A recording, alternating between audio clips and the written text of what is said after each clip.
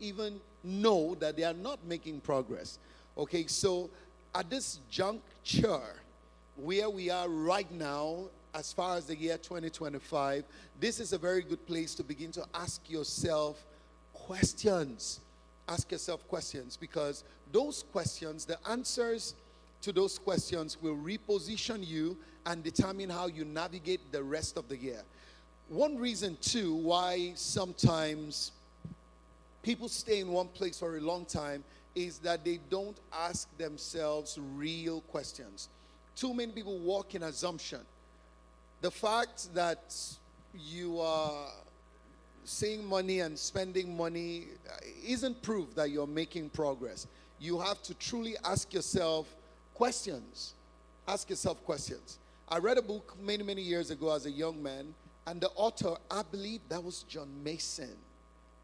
And I think the title of that book is Why Ask Why. It's one of the books I read in the younger years of my life.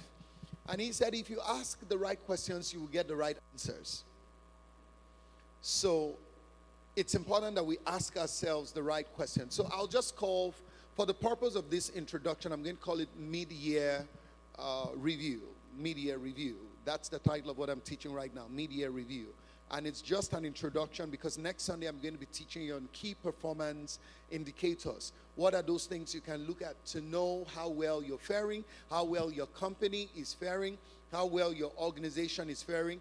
How do you use the KPIs to determine where your time should go more, where your resources, where your money should go more, what you should be spending more on, and what you should be spending less on?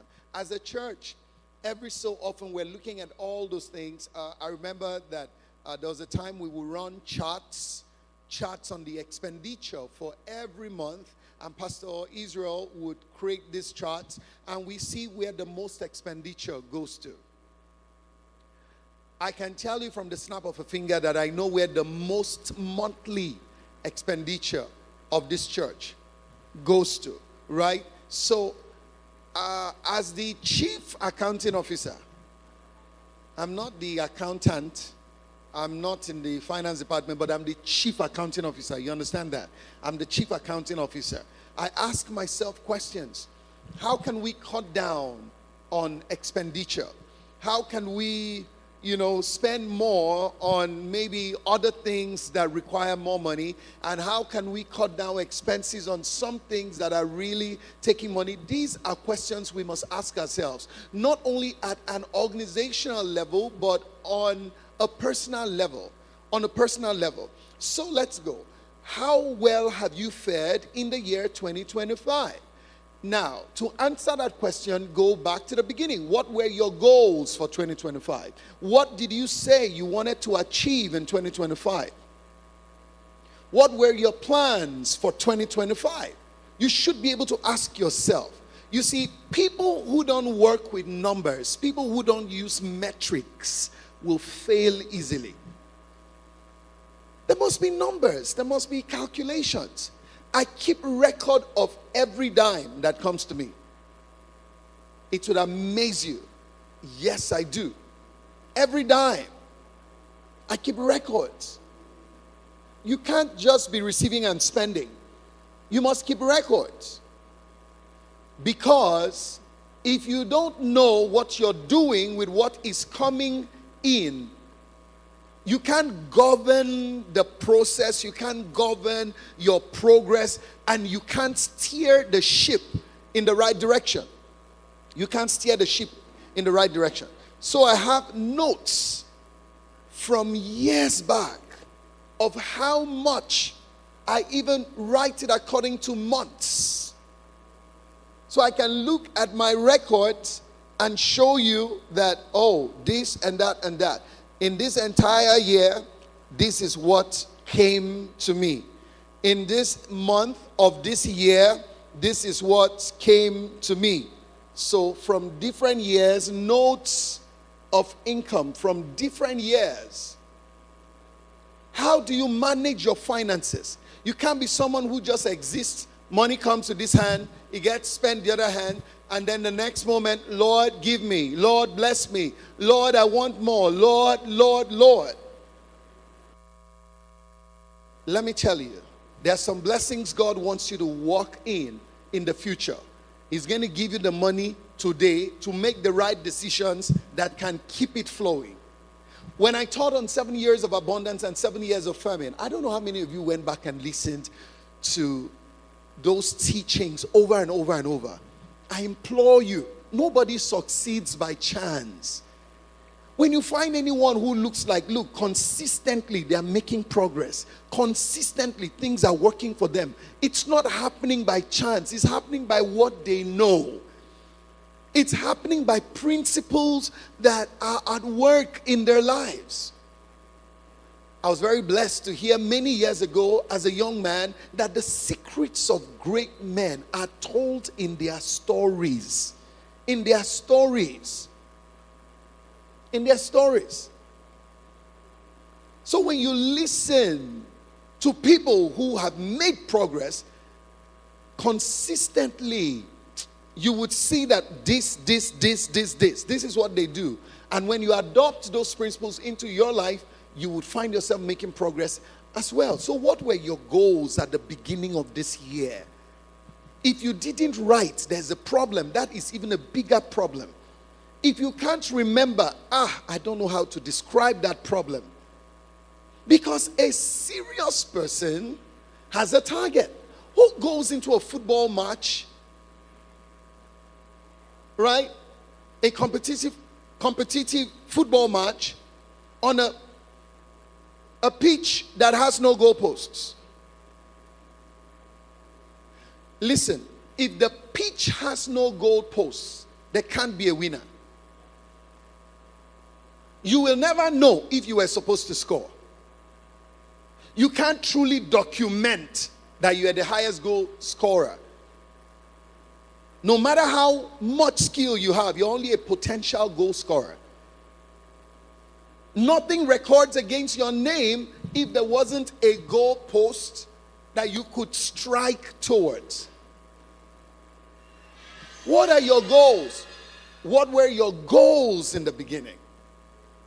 What were your goals in the beginning? What did you want to do with your life at the beginning of the year? How many books did you say you wanted to read at the beginning of the year? I did an assessment of my number of books that I want to read for 2025. And a few days ago, I wasn't impressed. I didn't have a good score. What did I do with that information? I woke up from slumber. That's what I did with that information. I quickly finished one of the books that was pending to encourage myself. Grabbed on the next one, and I've started reading it. I know I must pay more attention to that area because my goals are falling short in that area. That's what happens when you have a goal, you do an assessment and check your level of progress. It informs your decisions. It informs what you need to do more. It informs, what actions need to be taken. It also informs whether there's urgency in that area or not. What were your goals at the beginning? What did you seek to achieve?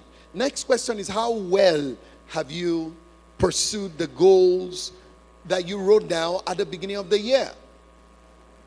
I like to be real. I like to be true to myself. Again, people fail because they are not true to themselves. If you are doing well, you know. If you are not doing well, you know. How well are you faring right now? Let me speak a little to finances. You might be able to survive, but survival is not the proof of thriving. Let me tell you what happens when you're thriving. You are thriving when, to a large extent, you can predict income. You are thriving to a large extent when you can influence income. You can predict income, you can influence income. You are thriving when you're intentional about the application of income. You are thriving, number 4, when you have income that is working for you. That can mean different things to different people. Let me ask you, how much, now, do you have a reserve account? If you do not, that's also another critical problem. Everybody must have a reserve account. It doesn't matter how little you earn. A reserve account is an account you're not planning to touch anytime soon. It's money you are not going to borrow from. Because some people are wise. They say they are saving, then they borrow from it. I will return it. And you know that the ones you borrowed the last 3 years, you are yet to, you still believe God that one day you will hit it big and return everything. No, that's indiscipline. That's indiscipline. Do you have a reserve account? Is there that account that every little extra you can throw into it? When you have a surplus, you can throw money into it. Let me tell you, needs will never end in the life of anyone for as long as they are alive. But knowing what needs can wait is a proof of wisdom. There's some things you want and some things you need that can wait 1 year and nothing is going to change in your life. I know you have 5 pairs of shoes and you want them all and you want to buy new shoes. Yes, it's not a bad idea to have new shoes. I like shoes quite a lot. But the truth is, when you have a goal you are pushing, don't refuse to push that goal because you want to put the money in shoes. You know that if you wait another 6 months without buying the shoe, nothing will change. Nothing will be broken in your life. You know the shoes can wait. You know. So wait. That's my point. And that's where we draw the line between people who will succeed in a phenomenal way and those who will not. Because those who have a leaning towards sentiments, they never go far. Everybody knows now that I need this shoe. Everybody, in fact, that's sentiments. There's something about your life that only you can deal with. That's the truth. Taking responsibility for your life is your personal responsibility. It doesn't matter what anybody thinks about you. It doesn't matter what anybody feels about you. You know the goals you have set. You know where you're going. Do all it takes to go there. Do all it takes to go there. Listen, when you are in touch with the goals you've set for your life, when you do a proper assessment of how well you're progressing, it will reorder your priority list. It will reorder your priority list. The things you thought were urgent, you just find out that they are not urgent after all. They can wait. They can wait. They can wait. They can wait. Train yourself to be excited to see your reserve account grow. You can live one whole year, a whole you. 1 whole year, a whole you. You've not deposited 100,000 in your reserve account. 1 whole year. 1 whole year. And of course, some people, I'm just using that as a random number. Some people, depending on your transactions and how money comes, it should be millions. Go back and listen to my teachings on finance. Some people haven't broken into next levels yet because your financial operations, they are out of par with the principles of increase. You know what some people do? The moment they have a little increase, they don't even think. They show off with it. What do I mean show off with it? They even solve problems that are not their business. That's show off. You're solving problems that are not your business. There are problems that are not your business. Listen to me. I believe in generosity. I believe in giving. I believe that these are very cardinal elements of prosperity. And I practice them aggressively. When I say aggressively, aggressively. But listen, in God's agenda, in God's principles of prosperity, wisdom and balance play a very significant role. A very significant role. There's some kind of giving that is foolishness. You will suffer for it. Do you understand? Yes, it was giving, but you will suffer for it. Because it was foolish giving. Where are you right now? Are your finances making progress? And let me close on that one point of your reserve account. A reserve account is a picture of encouragement. It shows you the fruits of your labor. A reserve account is in some way a source of hope and inspiration. So if your reserve account started at 1 million at the beginning of the year, or 10 million at the beginning of the year, now this is half the year. And you check your bank balance in the reserve account. Maybe it's 3.5. Oh, wow, great. It means 2.5 came in, right? Maybe it's 1.8. It means 300 came in. If you're not excited about 300, then you're going to say, wow, this next half of the year, I think I need to do more here. It inspires you to push. If you don't have a reserve account, I'm sorry. You're working and just exposing it to the wind to blow away. There must be something that shows that labor from you is going into what you do. Everybody here needs a reserve account. Dedicate one account where I said you won't borrow from it. You won't borrow from it. You won't lend from it. You won't lend to someone from it. You won't borrow from it. Even if you're dying of hunger, you won't borrow from it. It takes discipline. You know what I do, Arit? If I need money, I convert that need to a demand on my creativity. How do I earn more? How do I make more? But you know what some people do? People in the lower level of operations, the second they need money, as a matter of fact, before they even need money, just if their bank account shows that they might need money next month, they've already started borrowing. Please, can you give me something there? My something is almost finished. Please, can I have some there? Can I? You just start borrowing. Your account balance just drops to like 10. Sadness just falls. Depression. Oh. I don't even know how next month is going to be. This month has not finished.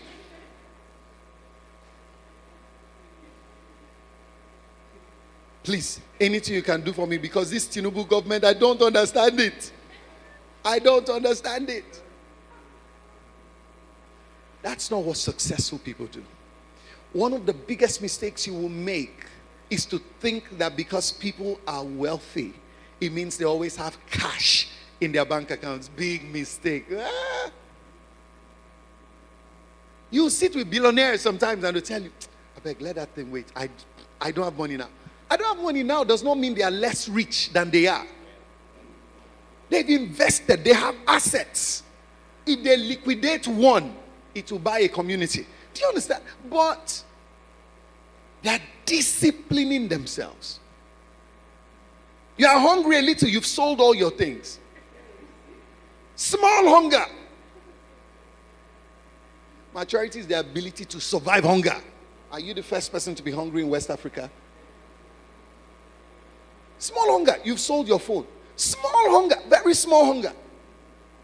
You've carried television. This TV, distress sale. Anything you give me, 25K. Then you spend another 2 years to save, to buy. This service has ended. Go and think. And for people one-on-one, sometimes I ask, I hope you have this in your reserve account. But some I'll ask you, how much do you have in your reserve account? Don't be coming around, mentor me. I don't have time to waste. I don't have time to waste with people who are not serious with their lives. I know what my teaching is worth. I've been teaching you. What do you have in your reserve account? Actually, sir, actually, to be sincere, I cannot lie to you, sir. Apparently. In fact, precisely. I was just thinking about it yesterday. Thinking. It's over.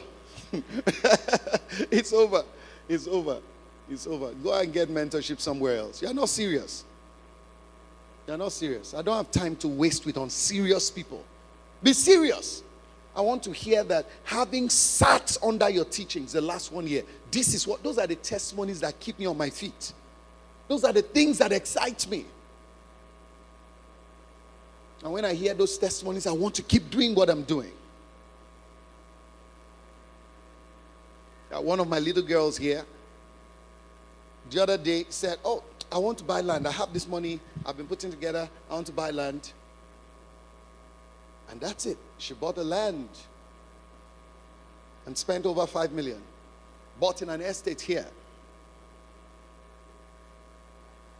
I was excited about it.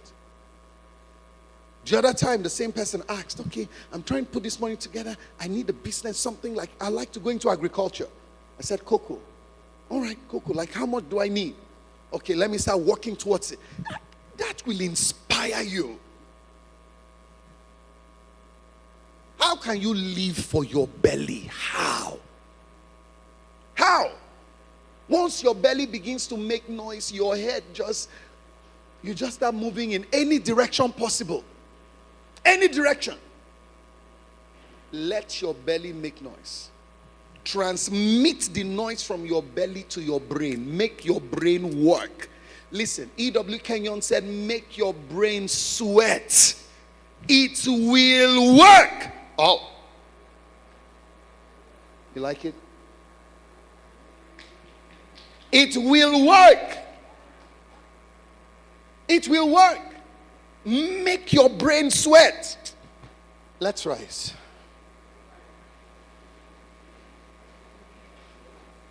Is anybody feeling what I'm teaching right now? I know this is like I've put you on the mango tree. Next Sunday is where we will drive it to a logical end. Make your brain work. Be happy to know that your money is growing, man. Be happy. When you check that balance, you know something has added. Something has added. It would even inspire you to work harder. What are your financial targets? Don't be a potential millionaire for the rest of your life. When will you now be the millionaire?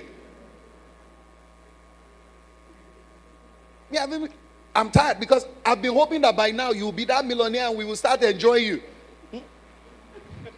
What is wrong with you? I'm not teaching you again.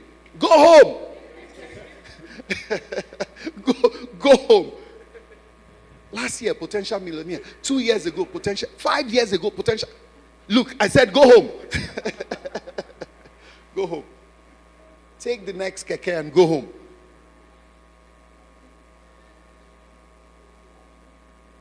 Save something. Tell your neighbor, save something. Save something. Tell somebody else, save something. Cut down on your expenditure. This is half the year. And if you're a regular in this class, one of the things I will ask you at the end of this year is how much you have in your reserve account. Stop fooling around. Be spending. You can't be looking good with an empty pocket. Nothing in your pocket. Catwalking left. Stop it. Frog jump. People who are catwalking that should be frog jumping, holding their ears. Why are you catwalking? Frog jump. So that your head can be straight. every day, I want to buy this, I want to buy that, I want to buy that. Save something. This is how we will grow.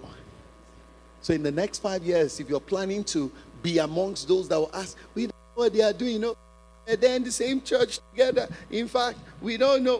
This is what we are doing. We are telling you what we are doing now. You are not listening. You are not listening.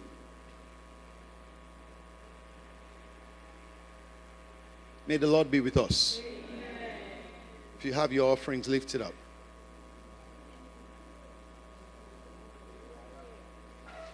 Father, we thank you for the privilege to give. We honor you with our offerings. Lord, we ask that